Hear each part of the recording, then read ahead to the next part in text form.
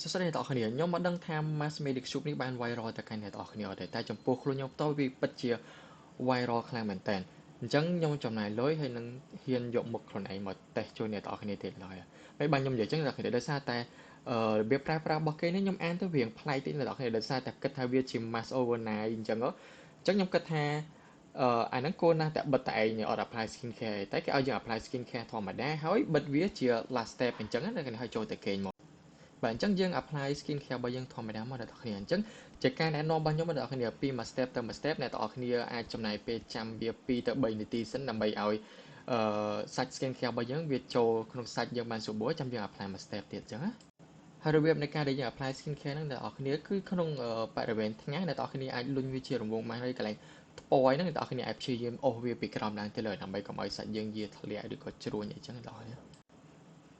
អូខេអញ្ចឹងដល់វគ្គយើង apply medic shop mask របស់យើងហើយអញ្ចឹងអ្នកទាំងអស់គ្នាលាបវាធម្មតាមកតែអ្នកទាំងអស់គ្នាចាំរយៈពេល15ទៅ20នាទីដើម្បីឲ្យសាច់ mask នឹងវាស្ងួតតិចហើយចាំអ្នកទាំងអស់គ្នាទៅគេងបាទអញ្ចឹងពេលព្រឹកមកដល់អ្នកទាំងអស់គ្នាអាចរីករាយនៅក្នុងការបក mask ជាមួយនឹងលទ្ធផលសាច់មុខដុតទន់រលោងបានអើយ